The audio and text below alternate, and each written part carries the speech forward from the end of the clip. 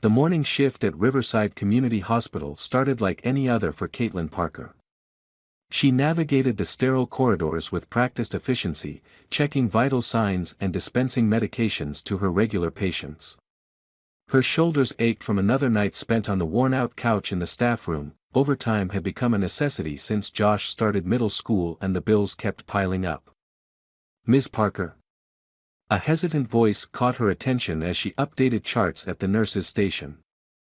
Margaret, the hospital administrator, stood there clutching an envelope. "This just arrived for you by courier. It's marked urgent." Caitlin's stomach tightened as she recognized the letterhead of Whitman and Associates, her stepfather Richard's longtime lawyers. She hadn't spoken to Richard in months, not since their last bitter argument about his new will. The memory of his cold dismissal still stung. "You're not even my real daughter, Caitlin. Remember that." With trembling fingers, she tore open the envelope. The words blurred before her eyes. "We regret to inform you of the passing of Richard Harrison Wells. Her stepfather, dead. A heart attack in his sleep, according to the letter. The funeral was scheduled for tomorrow." "I need to make a call," she mumbled to Margaret, stumbling toward the break room. Her phone felt heavy in her hand as she dialed her best friend Molly's number. "He's gone, Mole," Caitlin whispered when her friend answered. "Richard died." "Oh God, Kate." Molly's voice crackled with concern. "Are you okay? What about the inheritance situation?" "The inheritance." Caitlin's chest tightened.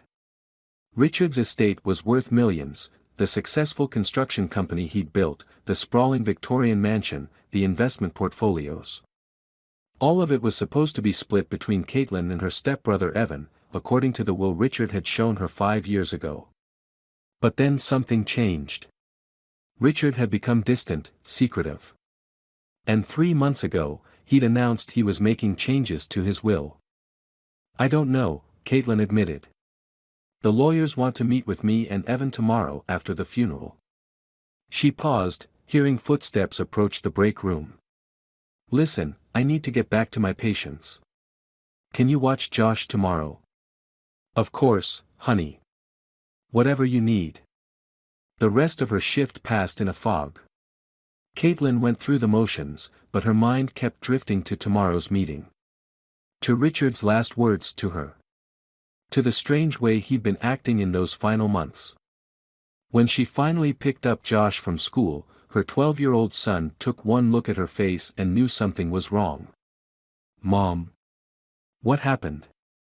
She pulled into their apartment complex's parking lot before answering. "Grandpa Richard died, honey." Josh's face fell. Despite the tensions between Caitlin and Richard, her stepfather had always been kind to Josh, taking him fishing, helping with science projects, showing up to his baseball games. "But I just saw him last week. He seemed fine." "I know, baby." Caitlin squeezed his hand. "Sometimes these things happen suddenly."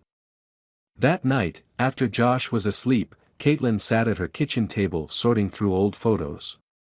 There was Richard at her high school graduation, beaming with pride. At her wedding to Josh's father, before everything fell apart. Holding newborn Josh in the hospital. Her phone buzzed with a text from Evan, "Hope you're not planning to make a scene at the funeral tomorrow. Dad made his choices. Accept them." Caitlin's hands clenched around her phone. Evan had always been Richard's golden child, working his way up through the family company while she chose nursing school instead. But lately, his hostility had taken on a darker edge. She was about to reply when another text came through, this one from an unknown number. "I have information about your stepfather's will. Meet me at Riverside Park, 11 p.m. tonight. Come alone." Caitlin stared at the message, her pulse quickening. She should ignore it. Delete it. But something in her gut told her this might be her only chance to understand what had really happened with Richard in those final months. She glanced at Josh's closed bedroom door, then grabbed her keys. Sometimes the only way to protect your family was to face the darkness head-on. She just prayed she wasn't walking into a trap. Riverside Park lay shrouded in shadows, the autumn wind whispering through nearly bare branches. Caitlin pulled her jacket tighter, scanning the deserted playground where the mysterious messenger had asked to meet. Her nurse's instincts screamed at her recklessness, but desperation drove her forward. A figure emerged from behind the old oak tree, a woman in her 60s, elegant even in the darkness. Elena? Caitlin gasped, recognizing Richard's former secretary. What are you doing here? I couldn't let this happen, Elena's voice trembled. Not after everything your mother did for me.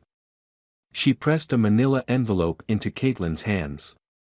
Richard fired me 3 months ago, right after he changed his will. Said the company was restructuring, but I knew better. I'd seen too much. Before Caitlin could respond, headlights swept across the park. Elena stiffened. Someone's coming. Read it alone. Be careful who you trust. She melted back into the shadows, leaving Caitlin clutching the envelope with shaking hands. The funeral the next morning was a stark affair. Richard's casket gleamed beneath the weak October sun, surrounded by Minneapolis's business elite, his colleagues, competitors, and countless acquaintances drawn by duty or curiosity. Caitlin sat in the front row beside Evan, acutely aware of the envelope hidden in her purse. Dearly beloved, the minister began, but Caitlin barely heard the words. Her mind kept drifting to the documents she'd stayed up all night reading. Bank statements. Emails. Notes in Richard's precise handwriting about meetings that never appeared in official records. And most disturbing of all, a series of threatening messages from an unnamed sender. He was a pillar of our community, Evan's voice cut through her thoughts as he delivered the eulogy. Her stepbrother looked immaculate in his tailored suit, every inch the grieving son. But something in his eyes made Caitlin's skin crawl. A man of integrity, who built his legacy through hard work and unwavering principles. Caitlin caught Molly's eye from where her friend sat with Josh a few rows back. Molly gave a subtle nod, they'd discuss everything later. For now, Caitlin had to focus on surviving the meeting at Whitman and Associates. The law office felt more like a mausoleum than a place of business, all dark wood and leather-bound books. Marcus Whitman, Richard's personal attorney for 20 years, sat behind his massive desk reviewing documents while Caitlin and Evan waited in tense silence. Well, Marcus finally looked up, his expression unreadable. I'm afraid there have been some significant changes to your father's will. Stepfather, Caitlin corrected quietly. What kinds of changes? Marcus cleared his throat. The entire estate, the company, properties, investments, everything has been left to Evan. With one small exception, the beach house in Maine goes to you, Caitlin. The room spun. The beach house was a modest vacation property, worth maybe a fraction of Richard's fortune. That's impossible, she whispered. The original will dash. Was legally superseded 3 months ago, Marcus interrupted. Your father was of sound mind when he made these changes. Everything is in order. Evan's smile was razor-sharp. Dad knew what he was doing, sis. He wanted the company in capable hands. When? Caitlin's voice shook. When exactly did he change it? October 3rd, Marcus answered, shuffling papers. The date hit Caitlin like a physical blow. October 3rd, exactly 1 day after Richard had received the final threatening message in Elena's documents. 1 day after a mysterious payment of $5 million had been transferred from his personal account to an offshore bank. I want to contest it, she announced, ignoring Evan's sharp intake of breath. Something wasn't right about those changes. Marcus sighed. You're welcome to try, but I must advise you, these proceedings can be lengthy and expensive. Are you prepared for that kind of fight? The question hung in the air like a threat. Single mother. Nurse's salary. Mountains of debt from Josh's medical bills after his accident 2 years ago. Everyone in the room knew she couldn't afford a prolonged legal battle. But the envelope in her purse felt heavy with secrets. "I'll find a way," she said quietly. "There are things about Richard's last few months that need to come to light." "Careful, Caitlin," Evan's voice was soft, dangerous. "You're not the only one with secrets. How's Josh doing these days? Still having nightmares about the accident?" The implied threat made her blood run cold. Evan had been there that day, had called the ambulance after Josh fell from the treehouse at Richard's estate. The official report called it an accident, but Josh's terrified whispers in the hospital told a different story. "This meeting is over," she stood abruptly, gathering her purse. "You'll be hearing from my lawyer." Outside, the autumn wind had turned bitter. Caitlin's phone buzzed, another text from an unknown number, smart move requesting those security camera feeds from the estate. "Shame about the break-in at your apartment while you were at the funeral. Hope nothing important was taken." Caitlin's heart stopped. Josh. Molly. She fumbled for her keys, praying she wasn't too late to protect the people she loved from whatever dark current had pulled her family under. Caitlin's hands trembled as she unlocked her apartment door. The living room looked undisturbed at first glance, but her nurse's eye for detail caught the subtle signs: a chair slightly askew, books on the shelf rearranged, the faint scuff marks on the hardwood where someone had searched with methodical precision. "Mom." Josh's voice carried from the kitchen, followed by the familiar sound of Molly's laughter. The tension in Caitlin's chest eased slightly. They were safe. For now. She found them making hot chocolate, Josh proudly showing Molly the technique Richard had taught him last Christmas. The memory struck her like a physical blow, Richard standing in this same kitchen, patiently teaching her son the perfect ratio of milk to chocolate, while she watched from the doorway. Had it all been an act? Or had there been genuine love beneath the lies? "How was the meeting?" Molly asked quietly after Josh retreated to his room with his mug. Her friend's eyes narrowed at whatever she saw in Caitlin's face. "That bad?" Caitlin sank into a kitchen chair, the events of the last 24 hours crashing over her. "He changed everything, Mole left it all to Evan except for the beach house." She pulled Elena's envelope from her purse, spreading the documents across the table. "But look at this.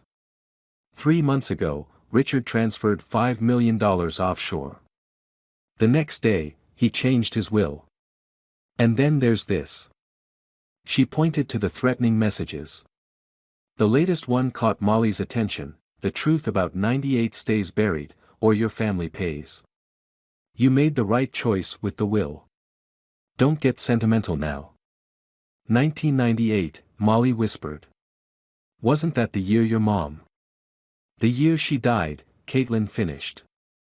"Everyone said it was an accident, the car's brake lines were old, the road was wet. But Richard, he changed after that. Started drinking heavily. Sometimes when he was drunk, he'd talk about redemption, about protecting me from the truth. And now someone's using that truth against him. Against you." Before Caitlin could respond, Josh appeared in the doorway, his face pale. "Mom. I need to tell you something. About the day I fell." Caitlin's heart stuttered. They'd never talked about it, the doctors had warned that pushing him to remember might do more harm than good. But now Josh's hands were shaking around his mug, his eyes haunted. "I heard Uncle Evan talking to someone in Grandpa's study. They were fighting about money, about something that happened before I was born. When Evan saw me in the doorway." Josh's voice cracked. "He said I was just like you, always sticking my nose where it didn't belong. He came toward me, and I ran. That's when I fell. But Mom, it wasn't an accident. He..." "Oh, baby." Caitlin pulled her son close, feeling him tremble against her. All this time, he'd carried this burden alone, trying to protect her just as she tried to protect him. Molly's face had hardened. "You need to go to the police." "With what proof?" Caitlin asked bitterly. "It's Josh's word against Evan's." And now that Richard's dead. She trailed off, a new thought striking her. Elena mentioned my mother. Said she owed her something. What if Mom knew about whatever happened in '98? What if that's why? A sharp knock at the door made them all jump. Through the peephole, Caitlin saw a uniformed police officer. Her throat tightened as she opened the door. Ms. Parker? I'm Detective Martinez. We're investigating a break-in at your stepfather's estate last night. Several items were taken, including his personal safe. Mr. Evan Wells suggested we speak with you. Caitlin felt the blood drain from her face. Of course, Evan was framing her, making sure she couldn't access whatever evidence might have been in that safe. But he'd made one crucial mistake. I was at Riverside Park last night, she said carefully. Meeting Richard's former secretary. There are security cameras there. And witnesses. She met the detective's eyes. I think it's time I told you about some concerns regarding my stepfather's death. And about an accident involving my son 2 years ago. Behind her, she heard Molly gathering the documents from the kitchen table. Josh pressed against her side, his presence giving her strength.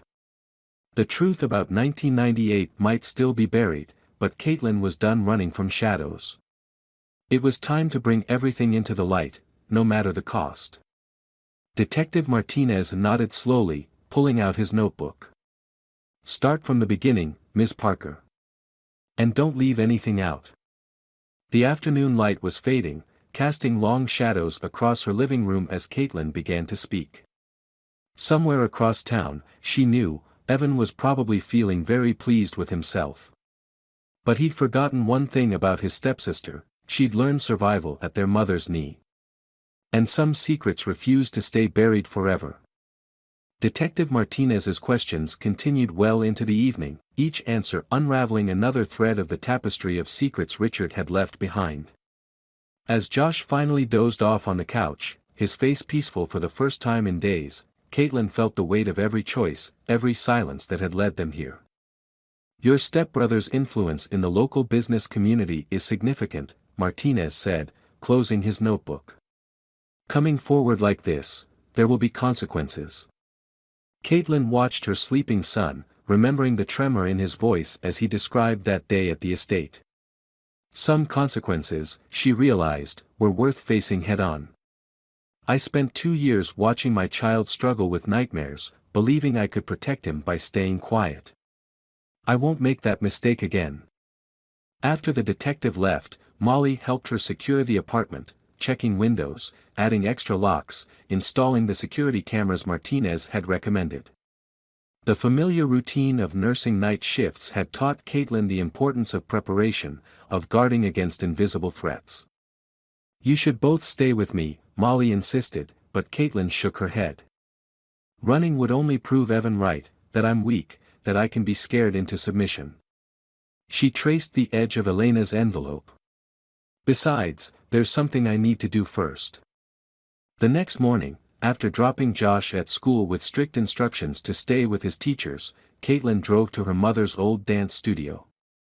The building had been abandoned for years, its windows boarded up, but the side door's lock yielded to the key she'd kept all this time. Dust motes danced in the weak sunlight filtering through cracks in the plywood. The mirror-lined walls were clouded with age, reflecting distorted versions of her mother's final workspace.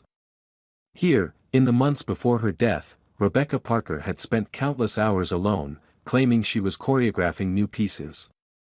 But Elena's documents hinted at different meetings held in this space. Caitlin ran her fingers along the bar, remembering her mother's grace, her quiet strength. The letter she'd found in Elena's envelope echoed in her mind: if anything happens to me, tell Caitlin to dance where the music stopped. The truth will set her free. The ancient CD player still sat in the corner. Caitlin pressed play, not expecting anything, but a haunting melody filled the studio, the last piece her mother had choreographed. As she moved through the familiar steps, muscle memory from childhood lessons taking over, her hand brushed against something beneath the bar's padding. A small notebook, its pages yellow with age, filled with her mother's elegant handwriting. Dates, amounts, names she recognized from Richard's company board. And there, on the final page, are confessed. The money laundering, the threats, everything. Says E is already involved too deep. Have to protect C. Meeting JD tomorrow to hand over proof. JD, James Davidson, Richard's former business partner. The man who disappeared the same week her mother died. Caitlin's phone buzzed, an email from an encrypted address. Inside was a single video file, security footage from Richard's study, dated the day before his death. She watched, hands shaking, as her stepfather argued with Evan. It ends now, Richard's voice was clear despite the grainy footage. I'm telling Caitlin everything. About Rebecca, about James, all of it. She deserves to know why her mother really died. You're getting sentimental in your old age, Evan sneered. Remember what happened to James when he grew a conscience. Besides, the statute of limitations doesn't apply to murder, Richard cut in. I've lived with this guilt for 20 years. Watched that girl grow up believing her mother's death was an accident. No more. The video ended abruptly. Caitlin sat in the dusty studio, her mother's notebook clutched to her chest, as pieces started falling into place. The offshore accounts. The threatening messages. Josh's accident. All connected by a thread of violence stretching back 20 years. Her phone rang, Josh's school. Ms. Parker. There's been an incident. Your son, he's gone. A man claiming to be his uncle picked him up 10 minutes ago. We tried calling for authorization but our phones were down. The world tilted on its axis. In her hand, another text appeared, time to finish our conversation about family loyalty. Come alone to the beach house. You have 1 hour.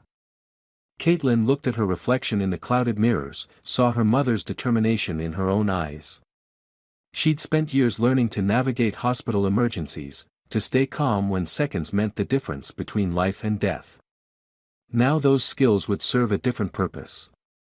She dialed Martinez's number, then Molly's. Help was coming, but Josh couldn't wait. Her son needed her now. As she drove toward the beach house, her mother's notebook secure in her bag, Caitlin finally understood what Rebecca had known 2 decades ago. Sometimes the only way to protect those you love is to face the darkness head-on, armed with nothing but truth and the fierce, unshakable love of a mother for her child. The beach house stood sentinel against the darkening sky, waves crashing against the rocky shore below. Caitlin parked at the end of the long driveway, her mother's notebook pressed against her chest like armor. The setting sun painted the windows blood red, and somewhere inside, her son waited. Every step toward the house echoed with memories, summer weekends before everything changed, Josh's laughter mixing with the sound of surf, Richard teaching him to build sandcastles. Simple moments that now felt like photographs from another life, edges curling with hidden darkness. The front door was unlocked. Inside, the air hung heavy with disuse and the lingering ghost of Richard's cigars. Family photos lined the walls, carefully curated images of happiness that had never truly existed. Caitlin's fingers brushed past them, remembering how her mother used to stare at these same pictures, something unnamed and haunting in her eyes. In here. Evan's voice carried from Richard's study. Caitlin found them there, Josh seated in Richard's leather chair, Evan standing behind him with a possessive hand on her son's shoulder. The gesture seemed casual, but Caitlin recognized the implicit threat in his grip, the same way she'd learned to read the warning signs in countless domestic violence cases at the hospital. Let him go, she kept her voice steady, channeling the calm she used with frightened patience. This is between us. Family business always affects the whole family. Evan's smile didn't reach his eyes. Isn't that right, Josh? Tell your mother what you discovered in Grandpa's study that day, what you really heard. Josh's face was pale but determined. In that moment, he looked so much like Rebecca that Caitlin's heart ached. They were talking about Grandma, he said quietly. About money laundering through her dance studio. About someone named James who knew too much. Smart boy, Evan's grip tightened slightly. Just like his grandmother, too smart for his own good. Did you know Richard hired private investigators to follow Rebecca in those final weeks? He was convinced she was gathering evidence, planning to expose everything. The car accident was meant to look like brake failure, but really dash. It was murder, Caitlin finished. Just like James Davidson's disappearance. Just like Richard's convenient heart attack. Something dangerous flashed in Evan's eyes. Accusations like that could be dangerous. Especially with no proof. Caitlin held up her mother's notebook. Rebecca documented everything. The money transfers, the shell companies, the threats. And now I have Richard's video confession too. Hand it over, Evan extended his free hand. All of it. Or history might repeat itself. Brake failures are so common on these winding coastal roads. Josh moved then, with the lightning reflexes of youth. He drove his elbow back into Evan's stomach, breaking free from his grip. In the split second of chaos, Caitlin saw another figure in the doorway, Detective Martinez, weapon drawn. On your knees, the detective ordered. Hands where I can see them. But Evan was already moving, desperation making him reckless. He lunged for Josh, reaching for something in his jacket. The next few seconds stretched into eternity, Josh stumbling backward, Caitlin diving forward, her body acting on pure maternal instinct. The gunshot shattered the evening silence. Caitlin felt the bullet's heat as it passed over her shoulder, striking Evan in the arm. He crumpled, cursing, as more officers swarmed the room. Josh fell into her arms, both of them trembling. I knew you'd come, he whispered against her neck. Just like you always do.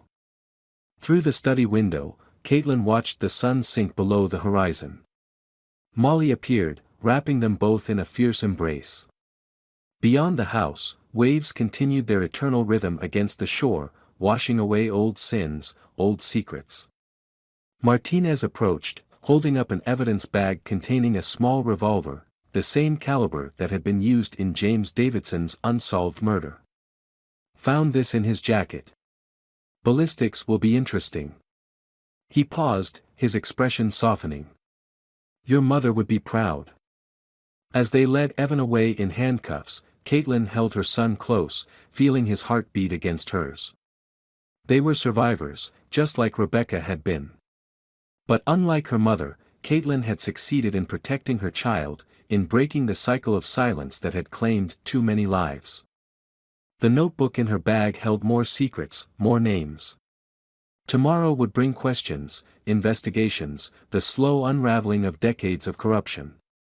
But tonight, she would take her son home, hold him through the nightmares, and begin the long process of healing. Sometimes the greatest act of courage was simply surviving, loving, protecting what mattered most. 3 months after the confrontation at the beach house, Caitlin stood in her mother's restored dance studio, morning light streaming through newly uncovered windows.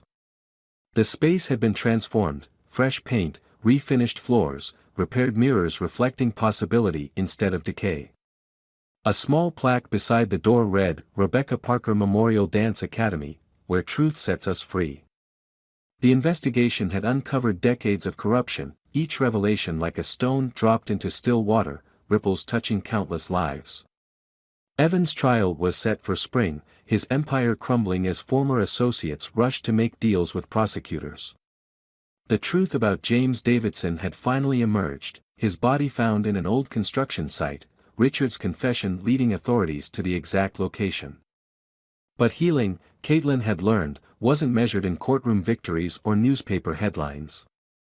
It lived in quieter moments, Josh laughing again during his therapy sessions, the gradual return of his confidence as he worked through his trauma. It bloomed in unexpected places, like the support group for families affected by white-collar crime, where Caitlin found community among others who understood the complex web of love, betrayal, and recovery. The first class starts next week, Molly said, entering with a box of recital programs. They had decided to reopen the studio together, combining Molly's business acumen with Caitlin's connection to her mother's legacy. "Are you sure you're ready?" Caitlin traced her fingers along the bar where she'd found her mother's notebook. "I think Mom always knew this place would save us, just not in the way she expected." The studio would offer free classes to children from families affected by domestic violence and financial abuse. Rebecca's detailed records had revealed not just corporate crimes, but a pattern of control and intimidation that had trapped many families in cycles of silence. Breaking that silence, Caitlin had discovered, was an ongoing process of small victories and steady support. Josh appeared in the doorway, carrying his weekend bag. He spent Saturdays helping with the studio's renovation, each stroke of paint or replaced floorboard a step in reclaiming spaces that had once held fear. "Mom, I found something in one of Grandma's old boxes." He handed her a worn leather journal, different from the evidence notebook. Inside, Rebecca's handwriting flowed across pages filled not with criminal records, but with dreams, choreography notes, teaching plans, and letters to a daughter she feared she might never see grow up. "My dearest Caitlin," the final entry read, "if you're reading this, I hope you understand that every choice I made was to give you a chance at a life free from shadows. Dance taught me that strength isn't always in grand gestures, sometimes it's in the quiet moments between movements, in knowing when to bend and when to stand firm. You have that strength in you, my love. Use it to write your own story." Tears blurred Caitlin's vision as Josh wrapped his arms around her waist. Through the studio windows, she could see the hospital where she still worked part-time, her nursing career now balanced with running the academy. The skills that had once helped her survive, attention to detail, calm in crisis, deep wells of compassion, now served a different purpose. The settlement from Richard's estate had provided financial security, but Caitlin had chosen to channel most of it into the Rebecca Parker Foundation, supporting families rebuilding their lives after financial abuse. Some called it ironic, using tainted money for healing. Caitlin saw it as transformation, pain into purpose, secrets into strength. "I miss Grandma sometimes," Josh said quietly, watching their reflections in the mirror. "Even though I never met her." "Is that weird?" "No, baby." Caitlin kissed his head, remembering how Rebecca used to hold her the same way. "She lives in every person we help here, in every truth that sets someone free." As the morning light filled the studio, Caitlin began to dance, not the rigid movements of classical ballet, but a flowing sequence Rebecca had choreographed in those final weeks. Josh joined her, stumbling at first, then finding his rhythm. Together, they moved through space that had once held darkness, creating something new from the ashes of the past. The music ended, but its echoes remained, in shared laughter, in healing tears, in the strength that flowed from mother to child across generations. Outside, Minneapolis was awakening to another day, and somewhere, Caitlin knew, another family was finding the courage to break their silence, to dance toward freedom. She held her son close, both of them breathing in the promise of tomorrow. Some wounds would always leave scars, but scars were proof of survival, of love stronger than fear. In the end, that was Rebecca's true legacy, not the evidence that brought down an empire, but the unwavering belief that truth, love, and the bonds between mothers and children could light the way home.